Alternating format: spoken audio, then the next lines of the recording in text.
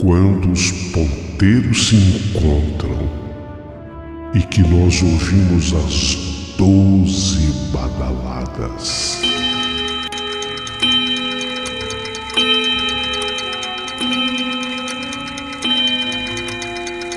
A hora que se anuncia é meia-noite. Uma hora em que tudo pode acontecer, inclusive nada. Mas hoje, muitos acontecimentos. Vamos à história de hoje.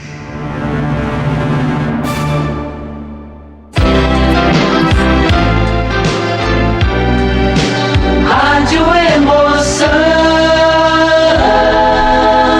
Paulinho Boa Pessoa. A verdade de cada um.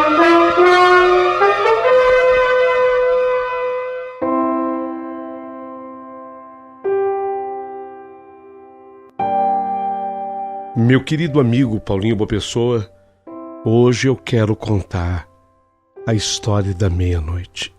Meu nome é Túlio, mas enquanto eu era menino, 9 anos de idade, eu tinha um apelido que vinha do próprio nome, até porque eu sempre fui de gaguejar.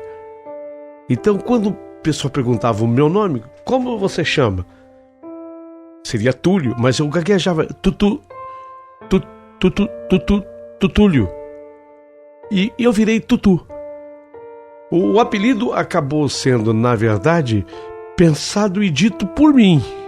Talvez não pensado, mas na minha gagueira eu acabei entregando a todas as pessoas que me cercavam o meu apelido.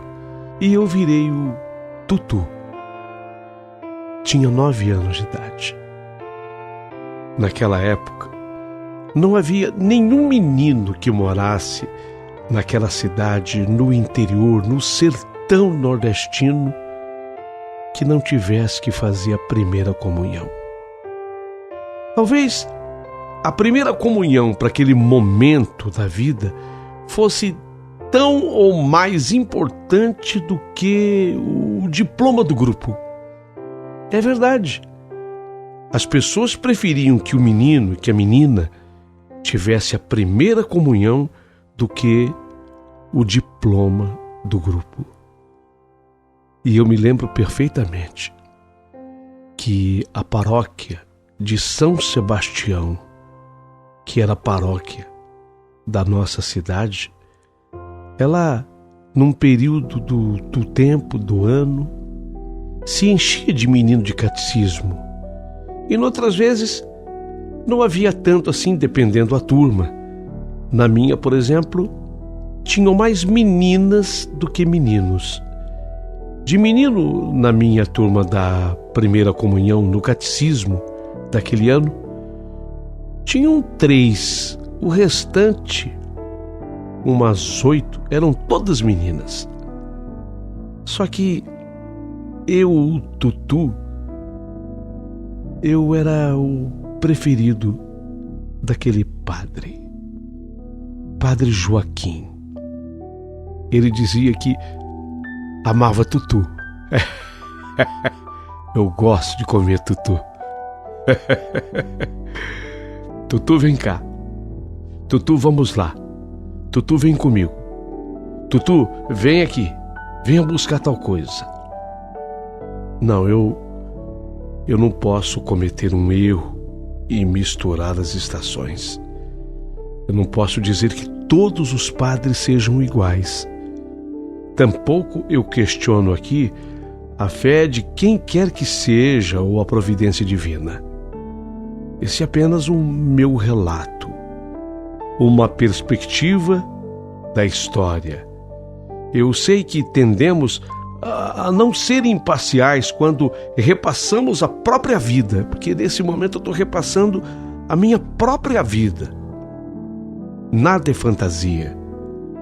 Tudo aconteceu. Então eu quero que vocês entendam, por favor, que isso deixa marca profunda em qualquer ser humano. E principalmente marcas profundas num homem. Eu não tive muita escolha. Eu acabei sendo de fato vítima. Eu adoro Tutu. Vem comigo, Tutu. E o padre Joaquim, ele me carregava para tudo que é canto. Parecia para todos ali que frequentavam a igreja que simplesmente eu agradava o padre Joaquim em tudo. Por isso eu era o predileto dele. Só que ninguém enxergava que por trás daquela batina que aproximava o padre Joaquim do céu, havia o diabo nele. Ele era diabólico. E muito embora eu acreditasse num Deus que também é Pai, eu penso que perdi a fé nos homens, conhecendo o padre Joaquim, o verdadeiro diabo em pessoa. Difícil acreditar ou confiar em alguém depois disso que eu vivi. Mas você que está me ouvindo me entenderia se tivesse vivido na cidade que eu vivi, naquele interior, naquele sertão nordestino, e desde pequeno dentro de uma comunidade católica, ouvisse que o padre é o esteio moral, o padre era o que ditava regras à sociedade, o padre era aquele que tinha autoridade de Deus para nos perdoar, inclusive dos nossos pecados. Foi o que eu aprendi. E de repente você vê na figura de um padre tudo que eu via na figura do padre Joaquim. Eu, depois disso, pequei muito, eu sei. Mas eu sou obrigado a dizer que sou apenas um homem com a alma marcada pelo mal, o mal que um outro homem me fez. Lutei e luto a minha vida inteira para esquecer um trauma e tentar seguir meu caminho, ser alguém na vida, no mundo no qual eu já comecei em desvantagem quando nasci, por ser discriminado pela minha pobreza e pela minha cor. O Tutu é negro. Eu sou um homem preto.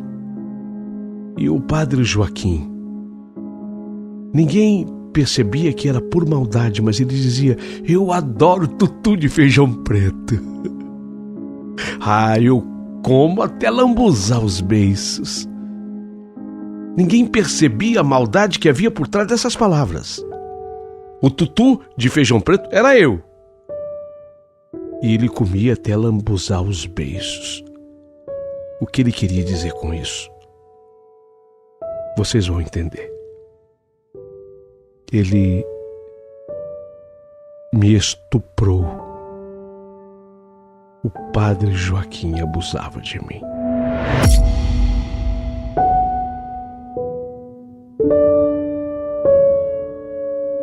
As idas com ele para ir buscar alguma coisa no distrito vizinho com a charrete do padre. Tinha paradas pelos meios dos caminhos, enquanto ele roçava um pouco do capim para o seu cavalo, cortava um pouco com a foice. Ele se aproveitava e de maneira covarde abusava de mim. Era difícil para mim. Eu tinha 9 anos de idade. Quando ele dizia: eu amo tutu de feijão preto, se referindo a mim, eu como até lambuzar os beiços, eu sabia perfeitamente o que ele queria dizer. Contei na minha casa a respeito do estupro, não me calei. E a reação dos meus pais não poderia ser a mais apática. A minha mãe fez que não ouviu, que não entendeu, me obrigou a continuar indo à missa, na catequese. O padre Joaquim era um santo. Eu não podia inventar aquelas coisas a respeito dele. Se eu estava em pecado, eu precisava deixar Deus agir na minha vida, me conceder o seu perdão. Para isso, eu precisava me sacrificar como o Filho amado e Salvador fez na cruz. Tutu, aprenda com o exemplo de Jesus. Meu pai também se omitiu. Numa cidadezinha como a minha, em que todos conheciam todos, meu pai não teve a coragem de se colocar contra a autoridade de um padre, a autoridade religiosa de um padre. Meu pai foi covarde, era covarde, e me fez acreditar que o silêncio era o melhor para mim. Pelo menos não iria me estigmatizar como uma criança estuprada. Hoje eu entendo que meu pai fez o melhor para ele. Tão machista como era, não queria passar a vergonha de ter um filho que seria ridicularizado como bicha, gay, maricas ou qualquer outro adjetivo pejorativo que me seria imputado por culpa de ter transado com um homem, não importando o fato de eu ser uma criança e que eu fui obrigado ao ato, sendo apenas o tutu de feijão preto, o preferido do padre Joaquim, que usava uma batina preta também. No entanto, enegrecido estava o coração daquele homem, que de santo não tinha absolutamente nada. Ele era o diabo em pessoa. O incrível é que, por conta disso, não virei gay, nem sei se alguém vira. Tornei-me um homem heterossexual, vítima e talvez até algoz de minha sexualidade. A gente, depois de passar por uma experiência como a que eu passei, não volta a ser a mesma pessoa. Mas havia uma coisa que eu comecei a fazer. Não tendo atitudes que me defendessem de papai e nem de mamãe, eu comecei a desejar a morte para o padre Joaquim. Eu olhava para ele, especialmente nos momentos que ele ficava de costas para mim, e eu falava: podia morrer, desgraçado. Podia morrer, desgraçado. Podia morrer, desgraçado. Podia morrer, desgraçado. Eu desejava a morte para o padre Joaquim. E especialmente naquele dia, quando ele subiu a torre para consertar alguma coisa no sino, eu pensei: podia cair, desgraçado. E aconteceu. Ele tinha que andar sobre um pedaço de madeira que devia ter uma largura de 15 centímetros. Era um caibro. Ele teria que caminhar por ali para tocar no sino e consertá-lo, porque na medida em que se tentava balançar o sino, havia um enrosco, um defeito naquela madeira que sustentava o sino. Então o padre, ele foi naquele caibro, naquela torre alta, 15 centímetros de largura. E eu fiquei na espreita. Antes ele havia dito: Tutu, eu gosto muito de você, Tutu. Ainda mais Tutu de feijão preto. Eu como até lamber os beiços, lambuzar os beiços. Fiquei calado, fingi um meio sorriso. Era sempre essa minha atitude com o padre Joaquim, enquanto que ele caminhou sobre aquele caibro de 15 centímetros de largura. Mexeu no sino, porque ele tinha que ajustar o balanço do sino. podia morrer, desgraçado. O sino se deslocou e deve ter batido contra as pernas do padre. O detalhe eu não sei precisar porque não o vi, mas eu só escutei o grito dele: ai! Ele caiu lá de cima e ouvi quando o corpo bateu nas pedras do chão.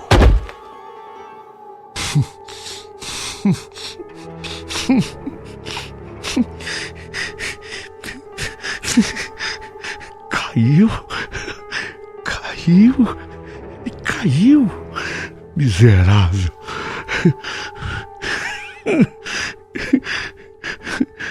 Eu segurava o riso. Não seria uma atitude de um menino de 9 anos.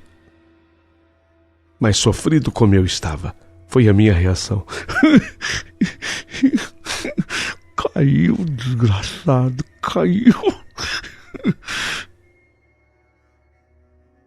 Virou um alvoroço na pequena cidade. Não houve socorro para o padre.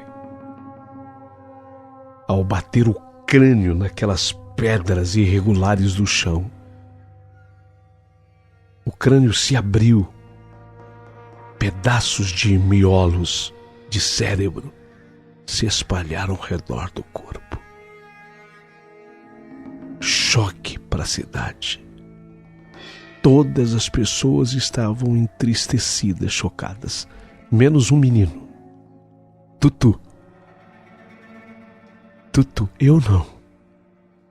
Vocês não imaginem a força que eu fiz para não rir durante o velório do padre. A cidade inteira foi. Eu fui. Eu não era assim tão alto, com 9 anos de idade. Eu cheguei a ficar à altura do caixão e teve uma hora que eu coloquei-me na ponta dos pés para olhar para a cara dele. Dei um meio sorriso. Teve alguém por perto que comentou: nossa, olha como o Tutu gostava do padre. Eu escutei. Eu olhei para a pessoa e pensei comigo: sabe de nada, inocente. Olhei para a cara do padre e falei: morreu, desgraçado. Morreu. O padre foi sepultado. Mas foi a partir da morte do padre que eu passei a ter pesadelos. Quer dizer, pesadelo para o padre. Porque, na verdade, eu não sofria, não, durante os pesadelos. O padre, ele estava amarrado numas madeiras. Eu me lembro que era uma madeira circular e cheia de furos. Então, imagine, era um homem, que era o padre, encostado naquele círculo de madeira repleto de furos, e por aqueles furos passavam correias de couro, e aquelas correias prendiam o corpo do padre, e aquele círculo, aquela madeira circular girava de um lado para o outro, quase que colocando o padre de ponta cabeça. E o padre dizia: me perdoa, Tutu. Eu preciso do seu perdão, Tutu. E eu respondia durante o pesadelo: não, eu não te perdoo, padre. Eu não te perdoo. Ah, Tutu, me perdoa, Tutu. Aí aquele círculo, quando eu repetia que não o perdoava, girava no sentido de cair num grande precipício, mas que eu via dentro desse precipício havia muito fogo. Aquilo representava para mim o fogo do inferno.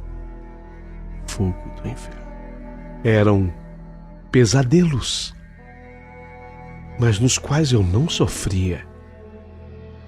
Eu tinha a satisfação de ver o padre sofrendo.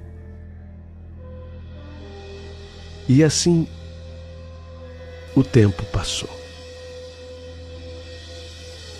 Chegou o dia que eu conheci a minha mulher e me casei com ela naquela mesma igreja de São Sebastião, onde tudo aconteceu. E que eu conhecia bem porque em alguns cômodos dela acabei abusado, conforme já o descrito aqui. E no momento do meu casamento, quando eu já saía da igreja depois da cerimônia, eu via na lateral da igreja Padre Joaquim com a sua batina preta. Eu via, aí não era mais o pesadelo, eu o via. E ele estava de novo naquele círculo feito em madeira, cheio de buracos, com couros, correias de couro que prendiam o seu corpo, e ele ia pela lateral da igreja, mas dentro daquele círculo que ia girando no sentido em que eu caminhava para deixar a igreja. E eu via as expressões, não ouvia o som da sua voz, até porque se tocava instrumento na igreja, era o dia do meu casamento, mas eu via as expressões, os pedidos de socorro do padre. E eu cheguei a dizer à minha noiva, não entendeu. Agora já era minha mulher, porque a cerimônia do casamento já tinha acontecido. Eu olhava e dizia, não te perdoo. Não te perdoo. Porque eu sabia que os gritos, inaudíveis, mas eram gritos pelas expressões, era para que eu o perdoasse. Não te perdoo. O que foi que você falou? Não, nada. Depois de tantos anos, já completei 30 anos do meu casamento. Agora eu converso abertamente com a minha mulher sobre o assunto, mas eu sofri tanto para tocar nesse assunto com ela. Como é difícil você falar para sua esposa que um dia você foi abusado. Ela tem uma cabeça muito boa e me deu total condição dessa conversa. Relatei para ela e ela me aconselhou, perdoa. Não, eu não consigo. Eu não consigo. Então hoje ela pediu, foi ideia dela que eu te escrevesse, para que pessoas que conheçam mais sobre essa matéria me digam se eu devo de fato perdoar, embora eu não consiga, porque a minha satisfação, devido ao trauma todo que eu vivi, é dizer para ele, não te perdoo, desgraçado, eu não te perdoo. É a satisfação que eu sinto. Mas eu busco essa orientação. Ela, minha mulher, eu tenho um respeito muito grande pela Ângela. Ela pediu que eu escrevesse essa carta, contasse minha história, em busca de uma orientação. No meu lugar, você faria o quê? A minha mulher acha que se eu perdoar o padre, eu vou me sentir muito melhor. Ela acha que o trauma, aquilo tudo que eu carrego do passado vai se atenuar e amenizar. Sinceramente, eu não sei, porque eu tenho o que se pode chamar de uma vida próxima da normalidade, porque depois de ter vivido tudo que eu vivi, é difícil você dizer que você tem uma vida normal. Eu só tenho dúvida porque eu tenho satisfação de dizer que eu não perdoo o padre. Eu tenho medo de perder essa satisfação. Me oriente. Eu confio demais nas pessoas que te ouvem, Paulinho Boa Pessoa. E nessa história da meia-noite, eu queria pedir a sua orientação. Tudo o que eu contei aqui, nesse relato, é sério. É muito sério. Uma outra coisa, já não tenho mais os meus pais, mas esses eu os perdoei. Na hora da morte de cada um, você acredita que eles me pediram perdão? Me pediram perdão pelo que fizeram comigo quando eu era menino. Porque eles não foram atrás de uma punição para o padre. Ouviram, eu falei com as pessoas indicadas, os meus pais. Eles não me protegeram naquele momento. E ficaram com um peso na consciência tanto que, no dia da morte de cada um deles, eles me pediram perdão. Eu os perdoei, mas o padre, eu não consigo. É por isso que eu digo que eu sou um pecador. A minha mulher acha que vai me fazer bem o perdão. Preciso da orientação de vocês. Assinado Túlio. Mas não ligo não, podem me chamar de Tutu. Acabou sendo esse o meu apelido para sempre. Se você gostou da minha história, aproveita, curta, dando o seu joinha. E, por favor, peço a vocês que se inscrevam no canal do Paulinho Boa Pessoa. E se puderem, mandem um valeu demais pro Paulinho, porque ele merece fazer esse canal crescer, progredir e melhorar. Agradeço.